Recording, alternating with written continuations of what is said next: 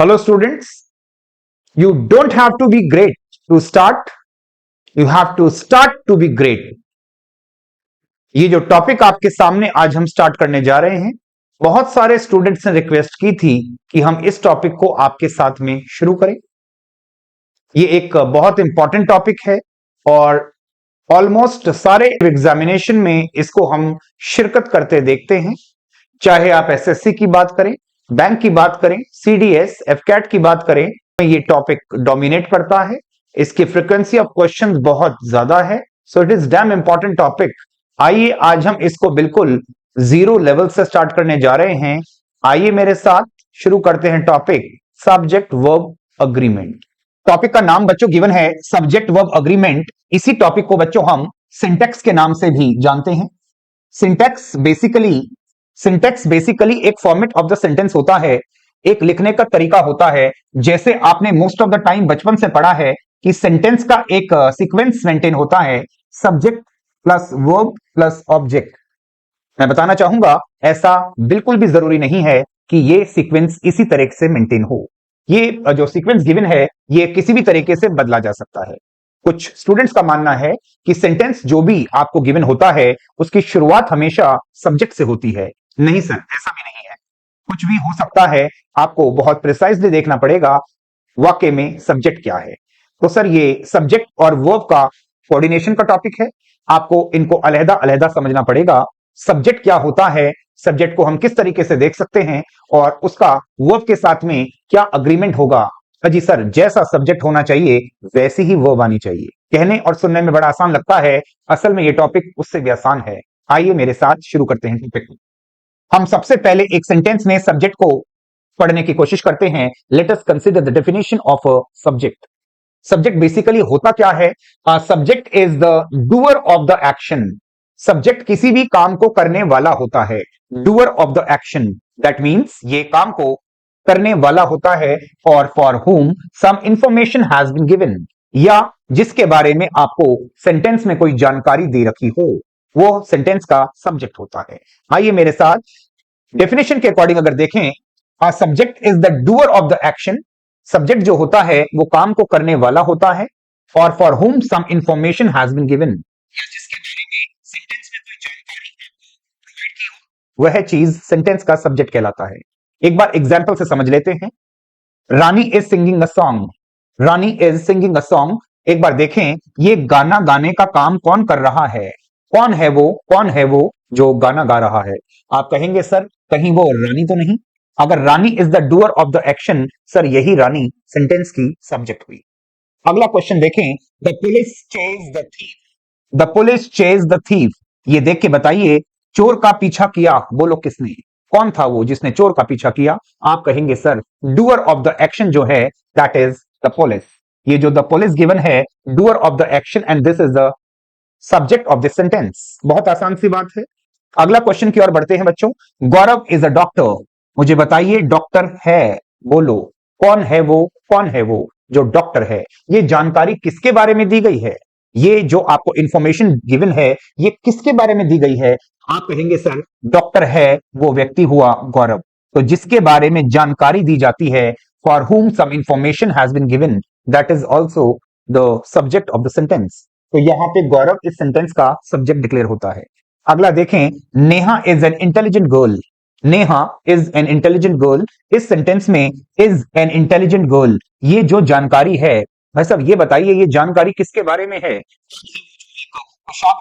लड़की है, तो आप कहेंगे ये मामला नेहा का है। इस सेंटेंस का जो सब्जेक्ट हुआ वो नेहा हुई। आइए मेरे साथ एक बार डेफिनेशन को कंक्लूड करते हैं। डेफिनेशन ऑफ द सब्जेक्ट क्या है? तो आप कहेंगे a subject is the doer of the action. काम को करने वाला वो सब्जेक्ट हुआ, और for whom some information has been given, या जिसके बारे में आपको कोई भी जानकारी, कोई इंफॉर्मेशन प्रोवाइड की जा रही हो, वो किसी भी चीज के बारे में हो, that is the subject of the sentence. I hope आपको डेफिनेशन के साथ, एग्जाम्पल के साथ ये मामला क्लियर हो गया होगा। चलते हैं इससे अगले स्टेप की तरफ। किसी भी सेंटेंस में सब्जेक्ट बनने के अधिकार, किसी भी सेंटेंस में सब्जेक्ट बनने के अधिकार सिर्फ और सिर्फ 5 लोगों के पास रिजर्व्ड हैं। क्या कहा मैंने सर? मैंने कहा किसी भी सेंटेंस का सब्जेक्ट बनने के अधिकार सिर्फ और सिर्फ 5 लोगों के पास रिजर्व्ड है। आइए देखें कौन है वो 5 पांडव। आइए मेरे साथ। नंबर पहले पे आता है नाउन, नंबर 2 पे आता है प्रोनाउन, नंबर 3 पे आता है जेरन, नंबर 4 पे आता है इंफिनिटिव और नंबर 5 पे आता है क्लॉज। कोई भी काम को करने का अधिकार सबसे पहले नाउन के पास में सुरक्षित है। एक बार ध्यान से देखें। Karan solves the sums. Karan solves the sums. मुझे बताइए ये सम्स को सॉल्व कौन करता है? Who is the doer of the action? आप कहेंगे सर करण। और करण किसी स्टूडेंट का नाम है और किसी के नाम को प्यारे बच्चों हम कहते हैं नाउन। तो बेशक ये जो आपको गिवन सब्जेक्ट है आपको पता रहे कि बेसिकली ये सब्जेक्ट कौन है। आप कहेंगे सर ये एक नाउन है और नाउन को सब्जेक्ट बनने का अधिकार बेशक होता है। अगला चलते हैं एग्जाम्पल की ओर। अगला एग्जाम्पल हमको गिवन है बच्चों, he solves the sums. He solves the sums. किया कुछ नहीं, केवल करण के नाम को हटाया और उसकी जगह एक रिप्लेसमेंट हमने ले ली, ही लगा दिया। ही जो है वो इस काम को करने वाला हुआ। अगर ध्यान से देखें नाउन को रिप्लेस करने वाला जो वर्ड है उसको हम इंग्लिश में कह देते हैं बच्चों प्रोनाउन। आई रिपीट, सेंटेंस तो बिल्कुल सेम ही था। कौन है जो ये सम्स को सॉल्व करता है? अब की बार उसका नाम नहीं दिया, उसकी जगह एक वर्ड रिप्लेस करके लिख दिया गया है।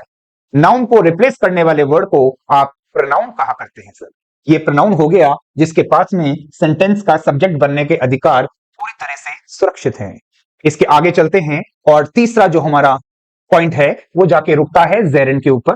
जेरन और कुछ नहीं सर, जेरन और कुछ नहीं सर, ये वर्ब की फर्स्ट फॉर्म प्लस आईएनजी है जिसको हम नाउन के तरह से यूज में लेते हैं। आई रिपीट, वर्ब की first form plus ING used as a noun, इसको हम टेक्निकल लैंग्वेज में जेरन कह दिया करते हैं। आइए बात करते हैं इस सेंटेंस से। Smoking is injurious to health. मैंने पढ़ा smoking is injurious to health. Is injurious to health, एक बार देख के बताएं क्या है वो चीज जो हेल्थ के लिए इंजूरियस है।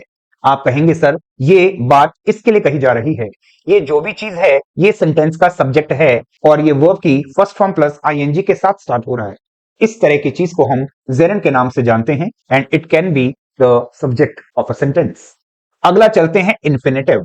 Infinitive is again a technical aspect. इसकी अगर बात करते हैं तो to write novels is my hobby. मैंने वर्ब से बात करी, is my hobby. What is my hobby? आपने कहा to write. To write is my hobby. To write what? तो आपने कहा सर नॉवेल्स। ध्यान से देखें, टू राइट, टू के साथ वर्ब की फर्स्ट फॉर्म, इस कॉम्बिनेशन को हमने इन्फिनेटिव कहना सीखा। टू के साथ वर्ब की फर्स्ट फॉर्म इन्फिनेटिव कहलाती है और इन्फिनेटिव किसी सेंटेंस का सब्जेक्ट हो सकता है। There isn't any problem. अगर ध्यान से देखें, to write is my hobby, novels यहां पर सब्जेक्ट नहीं है। ये क्या है इसके बारे में बात करेंगे इस टॉपिक के अगले हिस्से में।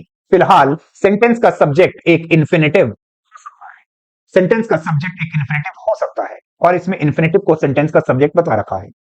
अगला देखें clause. What he does is not known to me. मैंने इससे बात करी, is not known to me. What is that? Is not known to me, क्या है वो जो मुझे नहीं मालूम? तो आप कहेंगे व्हाट ही डज, जो वो करता है ऐसा वो मुझको नहीं मालूम। I repeat, is not known to me, मुझको नहीं मालूम। क्या है वो जो मुझको नहीं मालूम? आप कहेंगे what he does. What he does अपने आप में एक क्लॉज हुआ। टॉपिक के अगले हिस्से में पढ़ेंगे। फिलहाल किसी भी सेंटेंस का सब्जेक्ट एक क्लॉज हो सकता है। एक बार कंक्लूड करते हैं कौन सी वो 5 बातें हैं जो सेंटेंस का सब्जेक्ट फॉर्मेशन में आ सकती हैं। Number 1 noun, number 2 pronoun, number 3 gerund that is verb की first form plus ING, number 4 infinitive that is 2 plus verb की first form and last but not the least that is clause. Clause sentence का एक वो अधूरा हिस्सा होता है जिसके अंदर अपना एक सब्जेक्ट, अपनी एक वर्ब गिवन हो। ऐसे जीवन के अधूरेपन को हम क्लॉज कहना सीखेंगे आगे चलकर। ये जीवन का वो अधूरापन है जो अपने साथ अपना सब्जेक्ट, अपनी वर्ब लेके चलता है। इस पार्ट को हम क्लॉज कहते हैं और किसी भी सेंटेंस का सब्जेक्ट बनने का हक एक क्लॉज के पास भी बिल्कुल रिजर्व्ड है। आई होप सेंटेंस के सब्जेक्ट कौन कौन बन सकता है ये वाली बात आपको बिल्कुल समझ आ गई होगी। चलते हैं अपने कॉन्क्रीट टॉपिक के ऊपर that is subject verb agreement. इसको कॉनकॉर्ड भी कहा जाता है, सिंटैक्स के नाम से जानते हैं